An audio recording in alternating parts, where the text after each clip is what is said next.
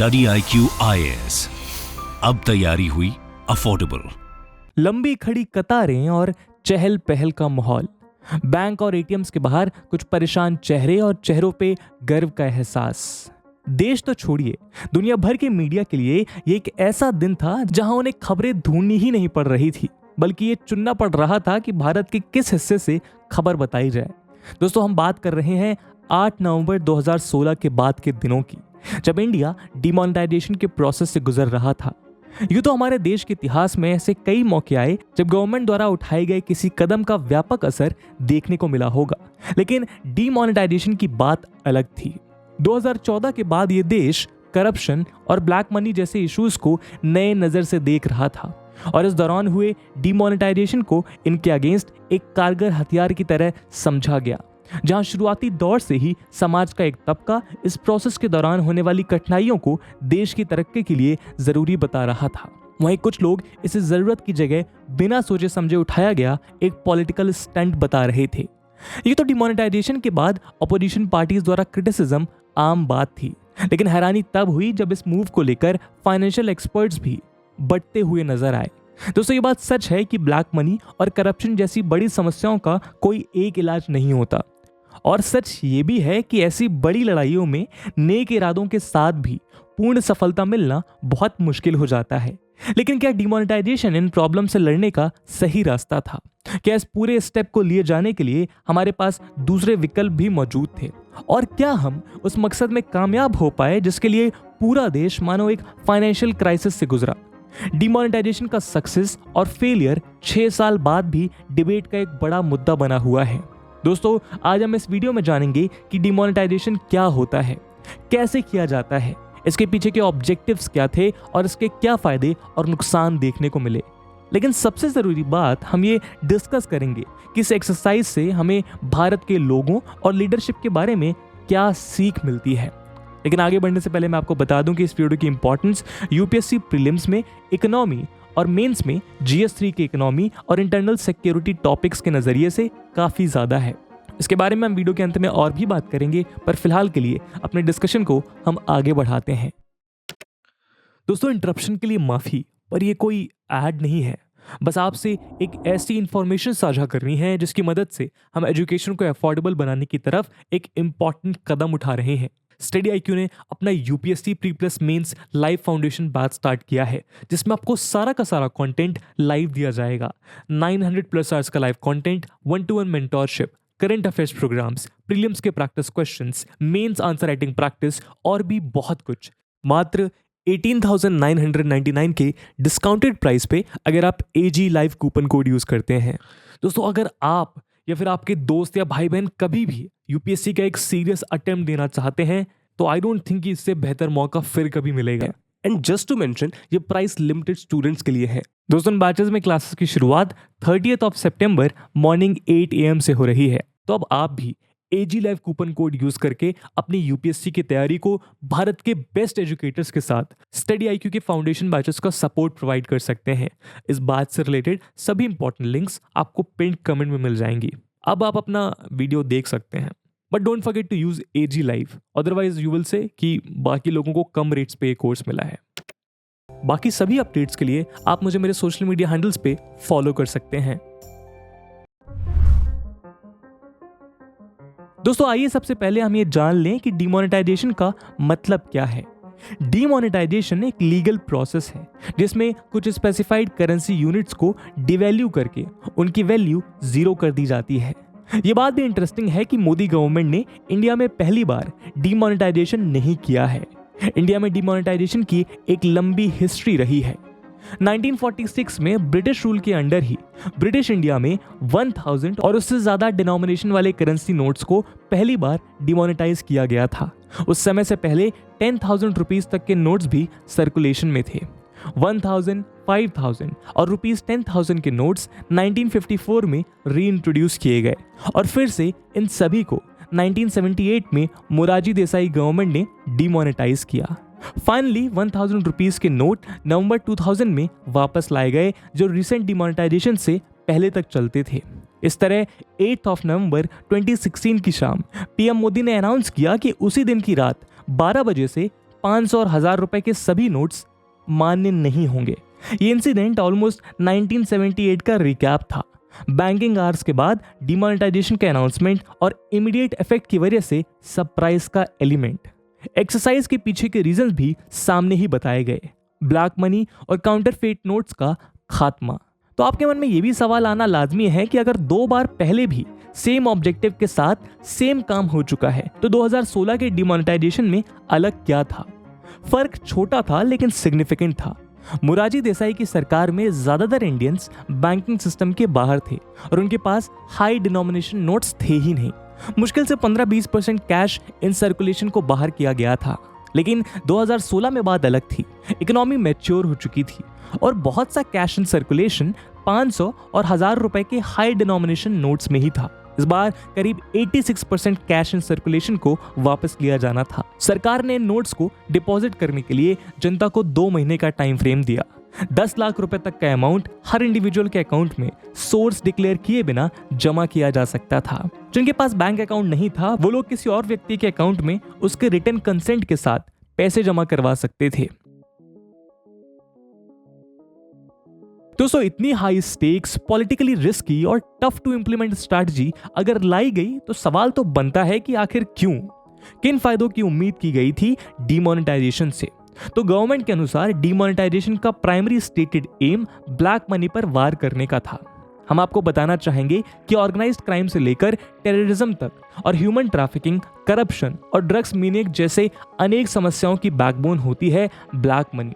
2014 में NDA government corruption को जड़ से निकालने के प्रॉमिस के साथ पावर में आई थी और डिमोनेटाइजेशन को इसके लिए सबसे पोटेंट हथियार माना जा रहा था। लेकिन और भी बहुत से सेकेंडरी ऑब्जेक्टिव्स इस एक्सरसाइज से एक्सपेक्टेड थे। उम्मीद थी कि जब कैश वापस किया जाएगा तो बैंक्स की स्क्रूटनी के थ्रू काउंटरफिट करेंसी एलिमिनेट हो जाएगी। साथ ही लेस कैश इन सर्कुलेशन का एक डायरेक्ट बेनिफिट इन्फ्लेशन कंट्रोल के रूप में एक्सपेक्टेड था। लेस कैश मतलब less demands for goods and services, मतलब लोअर प्राइसेस। इसके अलावा सिंस सारी करेंसी फॉर्मल सिस्टम के थ्रू बैंक्स में ही डिपॉजिट की जानी थी तो कैश का फॉर्मलाइजेशन एक्सपेक्टेड था। बेसिकली सारे कैश की अकाउंटिंग हो जाती और इन रिकॉर्ड्स के थ्रू लोगों की सही इनकम का एस्टिमेट लगाया जा सकता था, जिससे टैक्स बेस बढ़ाया जा सके। डिमोनेटाइजेशन के समय से ही कैशलेस और लेस कैश इकोनॉमी की बातें जोर पकड़ रही थी। एक उम्मीद ये भी थी कि इस मूव से डिजिटल पेमेंट्स को बढ़ावा मिल सकेगा। दोस्तों, एक्सपर्ट्स के अनुसार एक ऑब्जेक्टिव बैंक नोट्स के सिक्योरिटी फीचर्स को बढ़ाना भी था। नोट्स को ज्यादा ड्यूरेबल बनाकर और उनमें एक्स्ट्रा सिक्योरिटी फीचर्स ऐड करके काउंटरफिटिंग प्रोसेस की कॉस्ट इंक्रीज की जा सकती थी। ऐसा भी माना जा रहा था कि चीप बैंक डिपॉजिट्स अवेलेबल होने के कारण फाइनेंशियल इंस्टीट्यूशंस लो इंटरेस्ट रेट्स पर लोन्स ऑफर कर पाएंगे, जिसका बेनिफिट ओवरऑल इकोनॉमिक ग्रोथ में दिखाई पड़ेगा। लेकिन सबसे बड़ी उम्मीद ये की जा रही थी कि सरकार रॉबिनहुड की तरह गरीबों की मसीहा बनकर सामने आएगी, जो बेईमानी से इकट्ठा किया गया काला धन गरीबों और जरूरतमंदों में रिडिस्ट्रीब्यूट करके सोशल जस्टिस की एक नई मिसाल पेश करेगी। दोस्तों, नॉन कोऑपरेशन मूवमेंट के दौरान गांधी जी ने क्लेम किया था कि अगर भारत के सभी लोग अंग्रेजी सरकार को सपोर्ट देना बंद कर दें तो कुछ ही महीनों में स्वराज हासिल हो जाएगा। अनफॉर्चुनेटली सारी चीजें जैसी सोची जाती हैं वैसी होती नहीं। डिमोनेटाइजेशन के साथ भी ऐसा ही हुआ। जितना डिमोनेटाइज्ड कैश इन सर्कुलेशन था उसका ज्यादातर हिस्सा फॉर्मलाइज होकर बैंकिंग चैनल में वापस आ गया। 2 साल और कुछ महीनों में ही 99.3% कैश वापस आ चुका था। सरकार की उम्मीद थी कि 20% यानी करीब 5 लाख करोड़ के बैंक नोट्स वापस जमा नहीं किए जाएंगे। लेकिन 2018 की आरबीआई की एक रिपोर्ट के अनुसार 15.41 लाख करोड़ वैल्यू के डीमोनेटाइज नोट्स में 15.3 लाख करोड़ बैंक्स के साथ डिपॉजिट किए जा चुके थे। तो सवाल उठता है कि काला धन आखिर कहां पकड़ा गया? साथ ही इन्फ्लेशन को मात देने के सपनों पर भी पानी फिर गया। डिमोनेटाइजेशन के बाद 2022 के डेटा के अनुसार currency in circulation rupees 31.05 lakh crore हो चुकी थी, जो 2016 में रुपीस 16.4 लाख करोड़ थी। करेंसी नोट्स की संख्या में भी बढ़ोतरी आई। मतलब इन्फ्लेशन कम करने के साथ साथ कॉस्ट ऑफ प्रिंटिंग नोट्स कम करने का सपना भी टूट गया। रसूख और हैसियत रखने वाले लोगों ने इवेजन के बहुत से तरीके इजाद कर लिए। जिनके खिलाफ ये पूरी मुहिम छेड़ी गई थी। गरीब लोगों को भाड़े पर लेकर या अपने ड्राइवर, मेट्स या फिर गार्ड्स जैसे एम्प्लॉयज के थ्रू इन लोगों ने अपने नोट्स बदलवा लिए। बेईमानी में इन लोगों का पूरा साथ दिया कुछ बेईमान बैंकर्स ने, जिन्होंने बैकडेट में अकाउंटिंग करके पैसा जमा कर लिया। साथ ही वर्शिप प्लेसेस में लगे कैश कलेक्शन बॉक्सेस जो टैक्स डिपार्टमेंट की इंक्वायरी से एग्जेम्प्टेड होते हैं, ऐसे लोगों के लिए मनी लॉन्ड्रिंग के टूल्स बन गए। ऐसे बोलने के पीछे वजह यह है कि डिमोनेटाइजेशन के बाद ही डिमोनेटाइज्ड बैंक नोट्स के डोनेशंस में सडन स्पाइक देखने को मिला। तो दोस्तों, जो सबसे अट्रैक्टिव फायदे होने चाहिए थे उनमें से कुछ मिला नहीं, और ऊपर से इस ऑपरेशन की कॉस्ट टैक्स पेयर पर और बड़ा बर्डन बन गई। आइए जरा इस खर्चे को समझें। सभी नोट्स के डायमेंशंस चेंज कर दिए गए थे। इसकी वजह से सभी एटीएम्स के कैसेट्स को मॉडिफाई करना पड़ा, ऊपर से नए नोट्स को रिप्रिंट करने की कॉस्ट। डीमोनेटाइजेशन के पहले 2015 एंड 16 में आरबीआई ने ₹3,421 करोड़ बैंक नोट्स प्रिंट करने पर खर्च किए, जो 2016-17 में बढ़कर 7,965 करोड़ और उससे अगले साल 4,912 करोड़ पहुंच गया, यानी एटलीस्ट 4 से 5,000 करोड़ की एक्स्ट्रा कॉस्ट। इस वजह से आरबीआई का सरकार को दिए जाने वाले डिविडेंड 2015-16 में 65,876 करोड़ से घटकर अगले साल सिर्फ 30,659 करोड़ और उससे अगले साल यानी कि 2017-18 में ₹50,000 करोड़ हो गया। साथ ही बैंक नोट्स को एयरलिफ्ट करने के लिए इंडियन एयरफोर्स को ₹29.41 करोड़ का पेमेंट भी किया गया। इस सब के ऊपर पुराने बैंक नोट्स के कलेक्शन और नए नोट्स के स्टोरेज और अक्रॉस द कंट्री मूवमेंट के लिए सरकारी खजाने को भारी बोझ झेलना पड़ा होगा। दोस्तों, ये तो बात हुई एक्सप्लिसिट कॉस्ट की, लेकिन इस ऑपरेशन की इम्प्लिसिट कॉस्ट थी economic damage. Purchasing managers index, जो मैन्युफैक्चरिंग एंड सर्विसेज की ग्रोथ ट्रैक करता है, अक्टूबर 2016 में 54.5 से गिरकर अगले ही महीने 46.7 तक पहुंच गया। पीएमआई की 50 से ऊपर की वैल्यू का मतलब होता है ग्रोथ और नीचे का मतलब होता है कॉन्ट्रैक्शन। ये 3 साल में पीएमआई का शार्पेस्ट रिडक्शन था। इसी दौरान इंडस्ट्री के 8 कोर सेक्टर्स की ग्रोथ भी 6.6% से गिरकर 4.9% पहुंच गई। एग्रीकल्चर सेक्टर को डिमोनेटाइजेशन की भारी मार झेलनी पड़ी, क्योंकि यहां बीज से लेकर पेस्टिसाइड्स और फर्टिलाइजर तक ज्यादातर ट्रांजैक्शंस कैश में ही होते हैं। मिड नवंबर के आसपास ही रबी क्रॉप्स प्लांटेशन भी की जाती है। ऊपर से मनी लॉन्ड्रिंग को देखते हुए आरबीआई ने कोऑपरेटिव बैंक्स में डिपॉजिट्स और विड्रॉल्स पर रोक भी लगा दी थी, जो एग्रीकल्चरल लैंडिंग की बैकबोन होती है। ओवरऑल जीडीपी ग्रोथ सितंबर में 7.5% थी, जो डिमोनेटाइजेशन के बाद दिसंबर में 7%, मार्च 2017 में 6.1% और जून में 5.7% तक गिर गई। जुलाई 2017 में जाकर फाइनली ग्रोथ रिकवर होना स्टार्ट हुई। इन सब के अलावा डिमोनेटाइजेशन की वजह से अक्रॉस सेक्टर्स जॉब लॉसेस देखने को मिले। सीएमआई के डेटा के अनुसार सितंबर से दिसंबर 2016 के बीच number of employed people 406.5 million थे, लेकिन यही नंबर जनवरी से अप्रैल 2017 के बीच 405 मिलियन रिकॉर्ड किया गया, यानी एटलीस्ट 10.5 लाख लोगों की जॉब चली गई। दोस्तों, डिमोनेटाइजेशन का सबसे बुरा असर अनऑर्गेनाइज्ड सेक्टर और real estate and construction sector पर पड़ा, जहां कैश पर रिलायंस सबसे ज्यादा होता है। All India Motor Transport Congress ने क्लेम किया कि करीब 8 लाख ट्रक ड्राइवर्स और कंडक्टर्स कैश की शॉर्टेज से अफेक्ट हुए और करीब 4 lakh trucks across India major highways पर अटक गए। गुजरात और दिल्ली मुंबई के बीच हाईवेज पर इन ट्रक्स की लंबी कतारें देखने को मिली, क्योंकि टोल प्लाजा ऑपरेटर्स ने डीमोनेटाइज नोट्स एक्सेप्ट करने से मना कर दिया। सब्सिक्वेंटली सरकार को 2 दिसंबर तक सभी नेशनल हाईवेज पर टोल कलेक्शन सस्पेंड करने पड़े। इस पीरियड में टोल कलेक्शन का नुकसान इमेजिन करके देखिए। रियल एस्टेट और कंस्ट्रक्शन पर तो डिमोनेटाइजेशन, रेरा और जीएसटी के रिफॉर्म्स की मार एक साथ पड़ी, जिसका रिजल्ट न्यू प्रॉपर्टी लॉन्चेस के डिलेज में देखने को मिला। इंडिया की टॉप 6 सिटीज में 2017 के पहले 3 क्वार्टर्स में न्यू हाउसिंग यूनिट्स की सप्लाई 2016 से पहले 3 क्वार्टर्स के मुकाबले 60% तक कम हो गई। स्टॉक मार्केट्स पर डिमोनेटाइजेशन के तांडव ने इन्वेस्टर्स की वेल्थ रातों रात उड़ा दी। बीएसई सेंसेक्स और निफ्टी 50 स्टॉक इंडिसेस डिमोनेटाइजेशन के अनाउंसमेंट के अगले ही दिन 6% से ज्यादा गिर गए। लेकिन डिमोनेटाइजेशन का सबसे इमोशनली डिस्टर्बिंग एस्पेक्ट उन गरीब लोगों की हालत में देखने को मिला, जिनका ब्लैक मनी से दूर दूर तक कोई रिश्ता ही नहीं था, जो हैंड टू माउथ बेसिस पर जिंदगी काट रहे थे। हॉस्पिटल्स में सरकारी आदेशों के बावजूद हेल्थ इमरजेंसीज और सर्जरीज के लिए पुराने नोट्स को एक्सेप्ट करने से मना कर दिया गया। एटीएम्स के बाहर लंबी लाइन लगने की वजह से डेली वेज वर्कर्स को जाने कितने ही दिनों की दिहाड़ी छोड़नी पड़ी। दिसंबर 2018 में तब के फाइनेंस मिनिस्टर अरुण जेटली ने पार्लियामेंट में जवाब में कहा कि डिमोनेटाइजेशन की वजह से 4 लोगों की जान चली गई। इनमें 3 बैंक पर्सनल और 1 एसबीआई का कस्टमर शामिल था, जबकि लाइन में लगे बहुत से लोगों की हार्ट अटैक और हार्ट स्ट्रोक जैसी हेल्थ इमरजेंसीज के किस्से न्यूज में बने रहे। दोस्तों, बहुत से एक्सपर्ट्स का मानना है कि डिमोनेटाइजेशन शुरुआत से ही बाउंड टू फेल था, क्योंकि ये एक कॉन्सेप्चुअली गलत स्ट्रैटेजी है।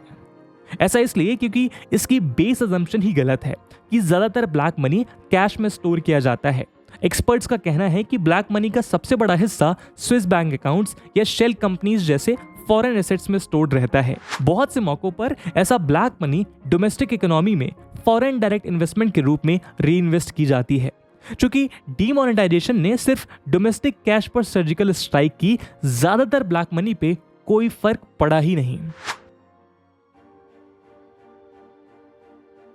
दोस्तों, हमारे बड़े बूढ़ों ने हमें हमेशा सिखाया है कि अगर इरादे नेक हो तो मेहनत करने वाली की कभी हार नहीं होती। कुछ ऐसा ही डिमोनेटाइजेशन में भारत सरकार के साथ भी हुआ। इरादे थे अनेक, इसीलिए कर्म के बहुत से फल भी मिले। हमें याद रखना चाहिए कि भले ही सिर्फ 0.7% कैश वापस ना आया हो, लेकिन ये छोटा अमाउंट नहीं था। साथ ही चूंकि एक्चुअल कैश में स्टोर्ड एक्चुअल ब्लैक मनी के अमाउंट का कॉन्क्रीट एस्टिमेट बनाना असंभव है, हम नहीं कह सकते कि ब्लैक मनी का कितना बड़ा हिस्सा हमने एक्चुअली डिस्ट्रॉय कर दिया। फरवरी 2019 में तब के फाइनेंस मिनिस्टर पीयूष गोयल ने पार्लियामेंट में जवाब दिया था कि उनकी सरकार ने 1.3 लाख करोड़ रुपीस का black money anti black money measures including demonetisation के थ्रू रिकवर कर लिया है, और एक्सपर्ट्स के अनुसार ये कोई छोटा अमाउंट नहीं है। साथ ही ब्लैक मनी भले ही बैंक्स में डिपॉजिट हो गया हो, लेकिन इस प्रोसेस में इस पैसे का फॉर्मलाइजेशन जरूर हो गया। सारे पैसे की अकाउंटिंग कर ली गई और इन रिकॉर्ड्स को टैक्स इंटेलिजेंस और टारगेटेड रेट्स के लिए भी यूज किया गया। इस बात का डायरेक्ट प्रूफ इस बात में है कि डिमोनेटाइजेशन के बाद number of income tax returns filed 43.3 million से बढ़कर 52.9 मिलियन पहुंच गए। लोगों में डीमोनेटाइजेशन के खौफ का फायदा उठाते हुए सरकार इनकम डिस्क्लोजर स्कीम भी लेकर आई थी, जिसके तहत ब्लैक मनी को डिक्लेयर करके उसका कुछ पोर्शन ओनर को व्हाइट मनी के फॉर्म में वापस मिल सकता था। इस वजह से भी इनकम टैक्स कलेक्शंस में बढ़ोतरी देखने को मिली। दोस्तों, डीमोनेटाइजेशन का एक बहुत बड़ा फायदा काउंटरफिट करेंसी के एलिमिनेशन से भी मिला। बैंक में सिर्फ वही पैसा जमा किया जा सकता है जो असली हो, क्योंकि डिपॉजिट करते वक्त उसकी स्क्रूटनी जरूरी होती है। क्योंकि काउंटरफिट करेंसी की वैल्यू पता करना इम्पॉसिबल है। 99.3% रिटर्न बैंक नोट्स में ये नकली नोट इंक्लूडेड नहीं होते, और इस बेनिफिट का इकोनॉमिक बेनिफिट कैलकुलेट करना भी इम्पॉसिबल है। काउंटरफिट करेंसी के एलिमिनेशन की वजह से ऑर्गेनाइज्ड क्राइम और खासकर जम्मू एंड कश्मीर में टेररिज्म की कमर टूट गई। इसका डायरेक्ट प्रूफ था घाटी में लार्ज स्केल टेरर अटैक्स का रिडक्शन, ग्रेनेड अटैक्स जैसे लोन वुल्फ अटैक्स पर टेररिस्ट की डिपेंडेंस और बैंक लूटने जैसे इंसिडेंट्स जो टेरर ऑर्गेनाइजेशंस की डेस्परेशन दर्शाते हैं। नए बैंक नोट्स में माइक्रो लेटर्स और वाटरमार्क्स जैसे नए सिक्योरिटी फीचर्स भी ऐड किए गए। साथ ही इनके डायमेंशंस और डिजाइन भी चेंज कर दी गई, जिस वजह से इनकी काउंटरफिटिंग मुश्किल हो गई। हालांकि नोट्स को पॉलीमर बेस्ड बनाकर इनकी ड्यूरेबिलिटी और सिक्योरिटी और ज्यादा इंक्रीज करने की अपॉर्चुनिटी सरकार ने मिस कर दी। डीमोनेटाइजेशन का सबसे बड़ा side effect Indian digital payment revolution के रूप में देखने को मिला। वर्ल्ड बैंक के फिंडेक्स डेटाबेस के अनुसार 2014 से 2017 के बीच इंडिया में डिजिटल पेमेंट्स में 29% तक की बढ़ोतरी देखने को मिली।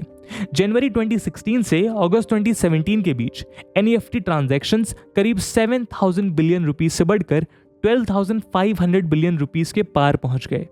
वहीं debit card transactions 2,328 billion rupees से बढ़कर 2,700 बिलियन पहुंचे, और IMPS ट्रांजैक्शंस जो डिमोनेटाइजेशन से पहले यूज ही नहीं होता था 651 बिलियन रुपीस तक पहुंच चुका था। मोबाइल वॉलेट्स ने रेगुलर पेमेंट्स में कैश के यूजेज को रिप्लेस कर दिया।